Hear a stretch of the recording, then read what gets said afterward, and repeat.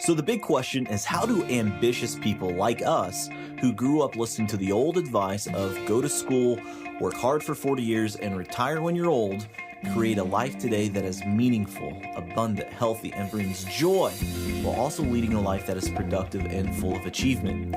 That is the question, and this is the podcast that will help give you the answers that you're searching for. My name is Del Denny, and welcome to the Upgrade Your Life podcast.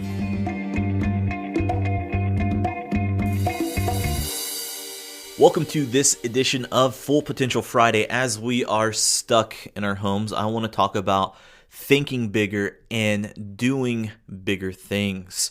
As Abraham Lincoln once said, if you give me 6 hours to chop down a tree, I'm going to spend the first 4 hours sharpening the axe. Kind of like that. Something like that. Well, that's how I see the coronavirus. As we're at home, this is the time to sharpen the axe. However, as you're listening to this podcast, I want to know, have you ever wanted more from your life? Have you ever felt like you were meant to achieve more? Well, in this episode, I'm going to talk about being bigger, thinking bigger, doing bigger, and with that comes bigger results. First, let me address 2 pitfalls that prevent you from being bigger.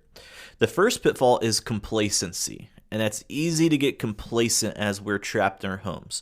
Everyone has really, in my mind, unlimited potential in front of them. And with all that potential and possibilities that are ahead of them, it's easy to get overwhelmed because they are overwhelmed with possibilities and they settle for mediocrity. They know they can achieve much more, but it would require effort to get there. And they get complacent. They're fine with good, but they could have great. And good is the enemy to great. The second pitfall is insecurity. This prevents people from being bigger because they fear how they might look to other people. They might even lower their standards, lower their goals, tame their ambitions, because it might make someone around them feel bad. And there's nothing noble in thinking smaller and doing smaller things because of the insecurities of those around you. So how do you overcome these 2 pitfalls? Well, it's with massive action. When we stop talking and start doing, we start working towards our full potential. It takes that first pitfall of overwhelm and we start chipping away at it. It makes me think of a silly joke. It goes like this. How do you eat an elephant? 1 bite at a time. Stupid, I know. Well, that's the same thing for overcoming the first pitfall. So start acting just 1 bite at a time, and you'll start getting towards your full potential. With massive action, you'll be an example to all those in that second pitfall. As you start thinking bigger, as you start chasing your dreams, people start looking to you as an example. They may start looking to you as an authority figure. They might say, well, if he or she can do it, so can I. Your thinking bigger is cyclical. And it allows other people to think bigger for themselves. So how do we think bigger? Well, I would say 10x everything. Well, what does that mean? Well, that means whatever your dreams are, multiplying by 10. Want to make $50,000 a year? Well, why not $500,000? Want to travel this summer for vacation once this coronavirus is over? Well, why not go to Paris, France, and hang out with your loved ones, right? Want to retire at 65? Well, why not in 10 years? Is it possible to do these things? Have people done it before you?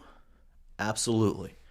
And it all started with believing that they could do it. So I want to leave you with this. I want to leave you with a quote. This is like one of my favorite quotes. This is by Marianne Williamson. It was actually made famous by Nelson Mandela. Most people think it's Nelson Mandela that said this, but he was just quoting Marianne Williamson. And it's this. Love this quote. If you've heard my work and seen my stuff, you know I've quoted this over and over again, but I love it. And this is what it says. Our deepest fear is not that we are inadequate. Our deepest fear is that we're powerful beyond measure. It is our light, not our darkness, that most frightens us. Your playing small does not serve the world. There's nothing enlightened about shrinking so that other people won't feel insecure around you. We are all meant to shine as children do. It's not just in some of us, it's in everyone. And as we let our own lights shine, we unconsciously give other people permission to do the same thing. As we are liberated from our own fear, our presence automatically liberates others.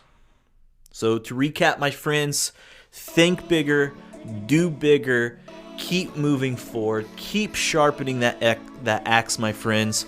Until next week, learn, lead, and live to your full potential.